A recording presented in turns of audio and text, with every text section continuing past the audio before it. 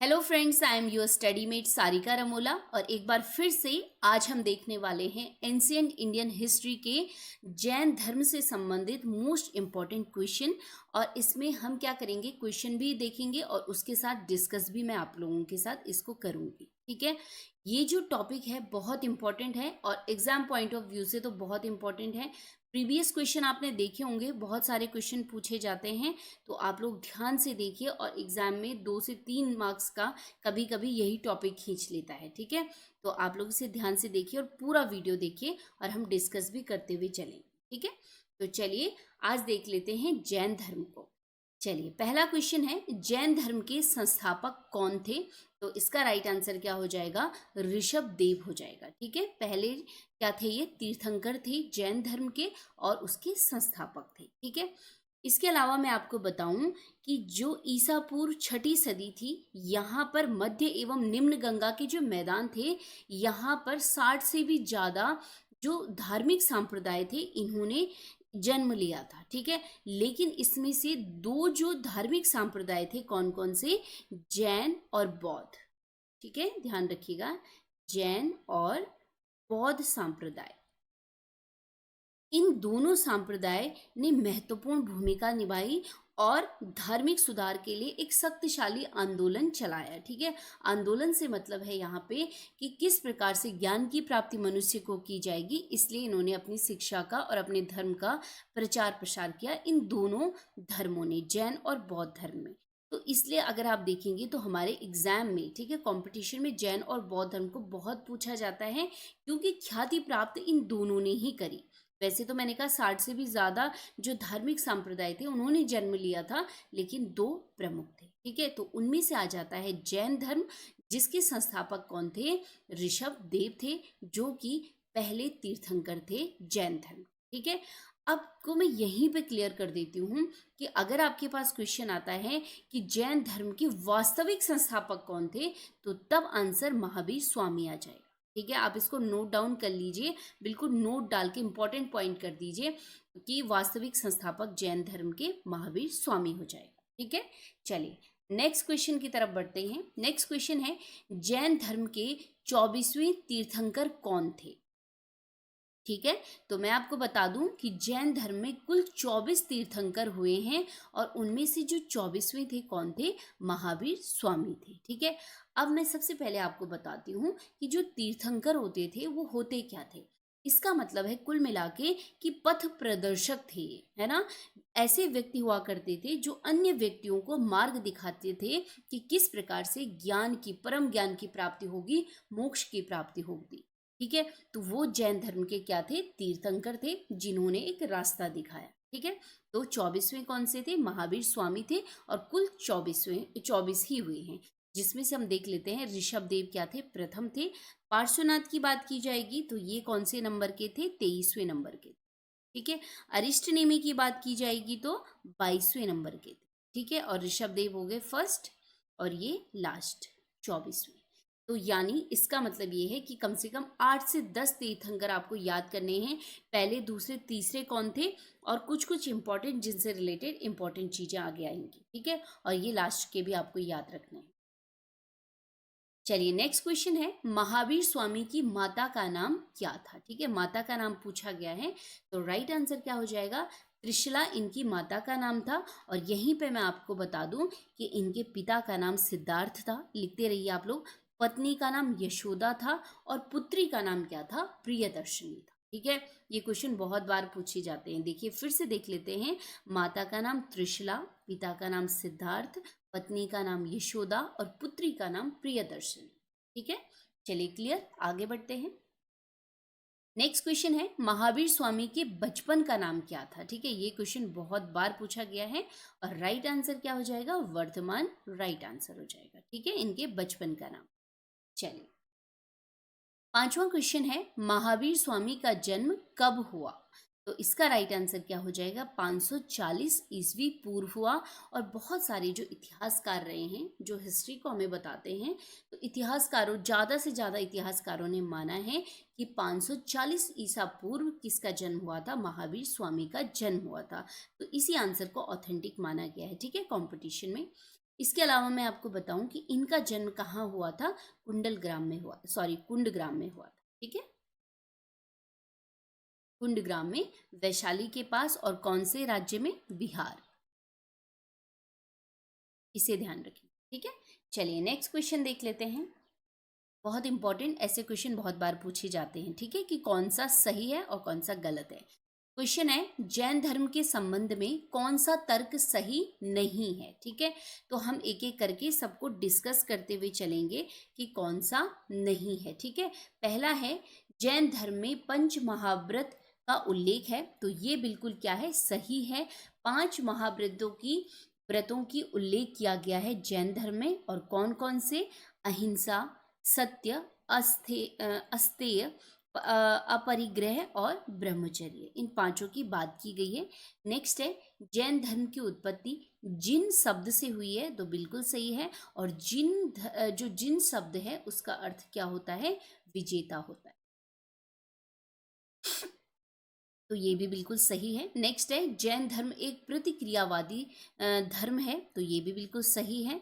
और जो चौथा क्या है कि जैन धर्म में 23 तीर्थंकरों का उल्लेख है, जबकि ये क्या है, बिल्कुल गलत है, तो आंसर डी हो जाएगा। ठीक है, जबकि मैंने आपको बताया था कुल कितने हुए हैं, 24 हुए हैं। ठीक है, तीर्थंकर 24 हुए हैं, जबकि यहाँ पे 23 दिया गया है। ठीक है, तो जो सही नहीं है वो है ऑप्शन डी। नेक्स्ट क्वेश्चन है, जैन धर्म के किस तीर्थंकर का उल्लेख ऋग्वेद में मिलता है, तो राइट आंसर क्या हो जाएगा, ऋषभ देव का उल्लेख मिलता है ऋग्वेद में। इसके अलावा मैं आपको बता दूं, जो अरिष्ट नेमी थे, इनका उल्लेख भी कहाँ मिलता है, ऋग्वेद में मिलता है। तो 2 लोगों का, ऋषभ देव और अरिष्ट नेमी का उल्लेख मिलता है ऋग्वेद। ठीक है, चलिए नेक्स्ट क्वेश्चन है, कल्प सूत्र की रचना किसने की, तो राइट आंसर क्या हो जाएगा, भद्रबाहु ने की थी इसकी रचना। ठीक है, चलिए नेक्स्ट क्वेश्चन देख लेते हैं, महावीर स्वामी किस वंश कुल से संबंधित थे, तो राइट आंसर क्या हो जाएगा, यात्रिक वंश हो जाएगा। ठीक है,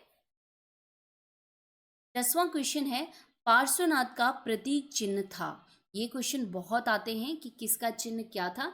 इस क्वेश्चन को देने का मतलब है कि आप औरों के भी जो इंपॉर्टेंट है 8-10 प्रतीक चिन्ह याद कर लीजिए। ठीक है, हम यहाँ पे डिस्कस कर लेते हैं इन चारों को, लेकिन पहले मैं आपको बता देती हूँ कि पार्श्वनाथ का जो प्रतीक चिन्ह था वो क्या था, सर्प था, यानी सांप था।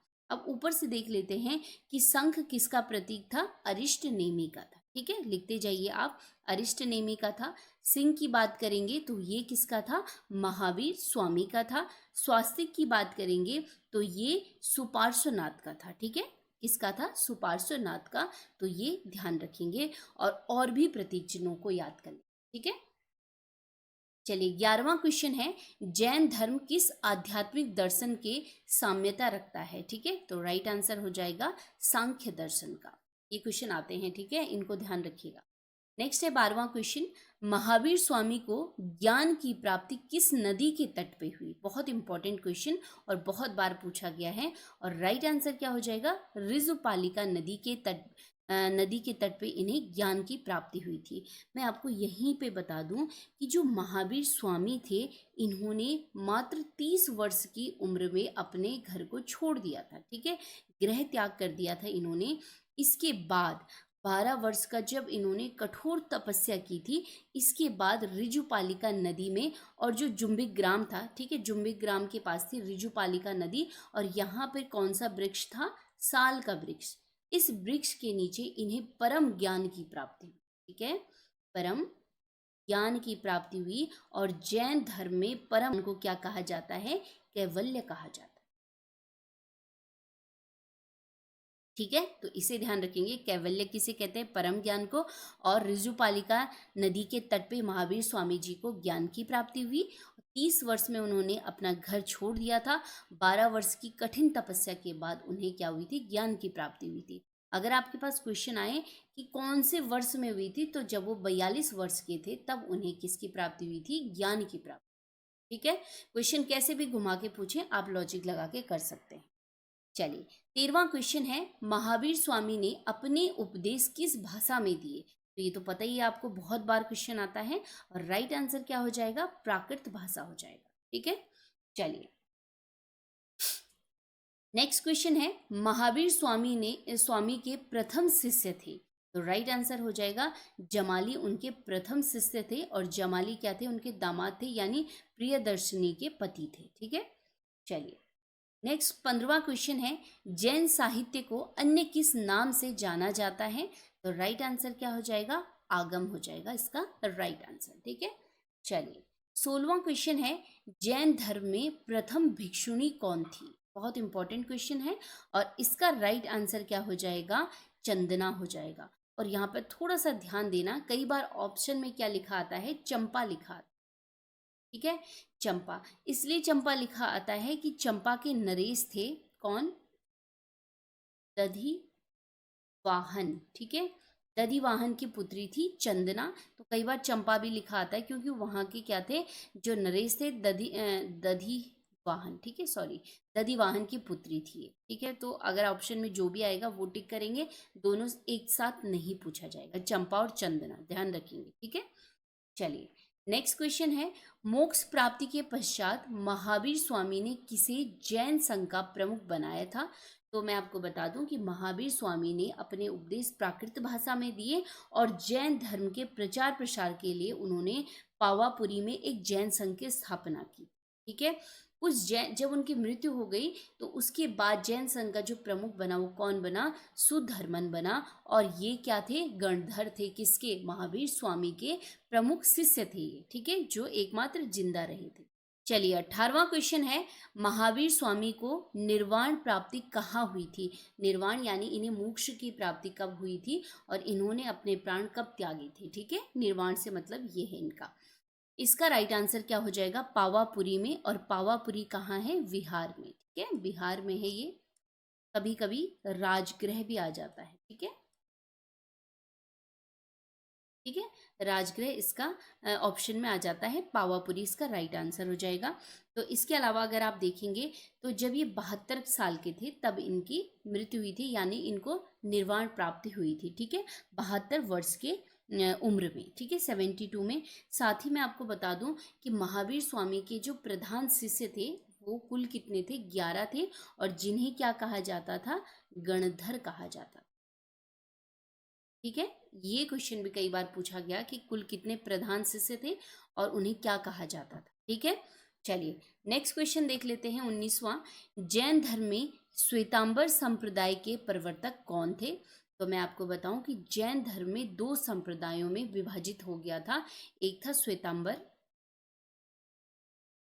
ठीक है, और दूसरा दिगंबर। ठीक है, दो संप्रदायों में विभक्त हो गए थे।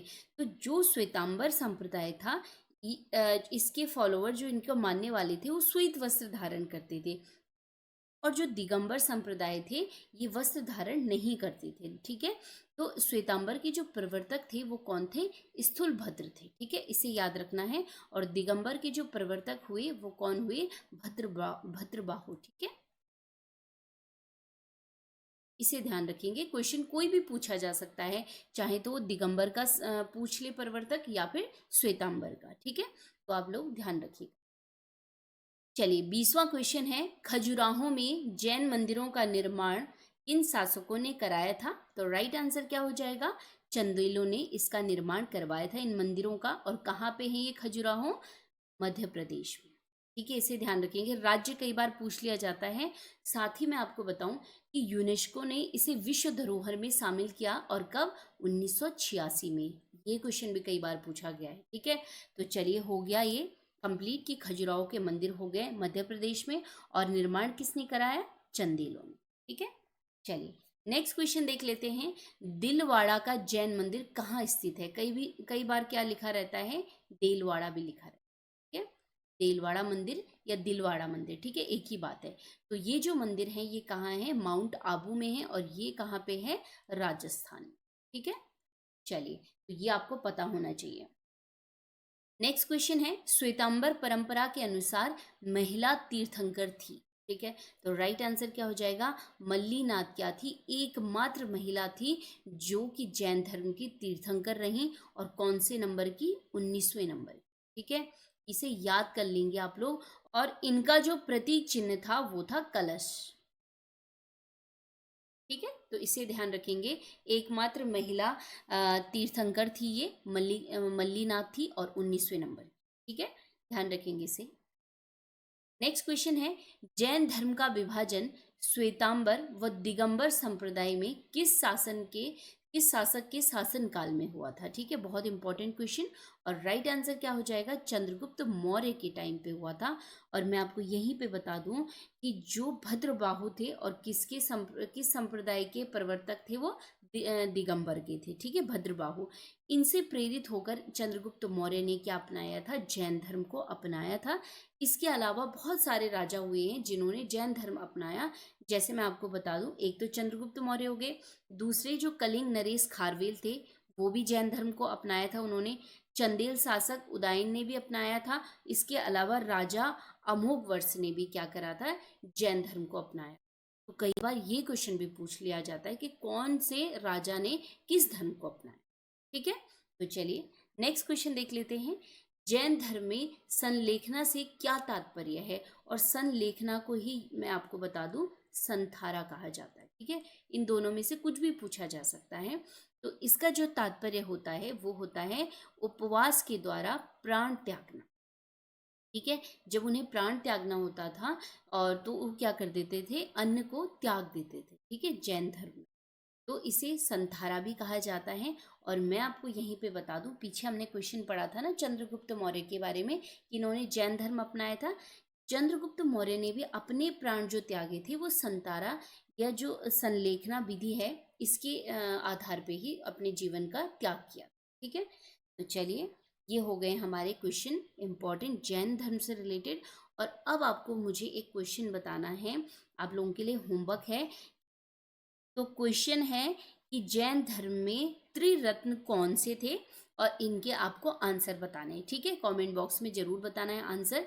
इसके अलावा मैं आपको बताऊं मतलब आपको बता दूं कि आप लोग कमेंट जरूर कीजिएगा। और आजकल बहुत पॉजिटिव आप लोग कमेंट कर रहे हैं, कंटेंट को इतना अच्छा पसंद कर रहे हैं। और मुझे लग रहा है कि जो मैं हार्ड वर्क कर रही हूँ कहीं ना कहीं आप लोगों तक पहुँच रहा है। आप लोग इसका फ़ायदा उठाइए और खूब सारी प्रैक्टिस करते रहिए। रोज मैं आप लोगों के लिए कुछ ना कुछ नया लेके आती रहूंगी। सिलेबस जो ट्रैक है हमारा, हम उससे अलग नहीं होंगे। और मैं आपको बता दूं कि आप जुड़े रहिए चैनल से, क्योंकि जब एग्ज़ाम होने वाले होंगे तो आप मानिए कि 10 से 15 दिन हम केवल और केवल प्रैक्टिस करते हैं। फिर अगर कोई एरिया छूट भी जाता है तो हम क्वेश्चन के माध्यम से बहुत उसको इतना कर देते हैं, फिर वहाँ से नहीं छूटता है कोई भी क्वेश्चन। ठीक है, तो चलिए मिलते हैं हम नेक्स्ट वीडियो में। तब तक के लिए धन्यवाद, पढ़ते रहिए।